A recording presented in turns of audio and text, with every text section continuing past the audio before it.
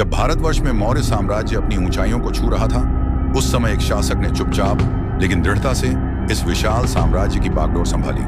हम बात कर रहे हैं सम्राट बिंदुसार की। बिंदुसार महान सम्राट चंद्रगुप्त मौर्य और रानी दुर्धरा के पुत्र थे। चंद्रगुप्त के संन्यास लेने के बाद करीब 297 ईसा पूर्व में बिंदुसार मौर्य साम्राज्य के सिंहासन पर बैठे। उनका शासनकाल लगभग 25 वर्षों तक चला और इस दौरान उन्होंने साम्राज्य की सीमाओं को स्थिर बनाए रखा। बिंदुसार को अमित्रघात के नाम से भी जाना जाता है, जिसका अर्थ है शत्रुओं का विनाशक। यूनानी इतिहासकार उन्हें अमित्रोकोट्स के नाम से जानते थे। ऐसा कहा जाता है कि बिंदुसार का संपर्क कई विदेशी देशों से था, खासकर सेल्यूकस साम्राज्य से। कुछ मान्यताओं के अनुसार बिंदुसार ने अजीविक संप्रदाय का पालन किया था। हालांकि उनके शासनकाल में बौद्ध धर्म और जैन धर्म को भी संरक्षण मिला।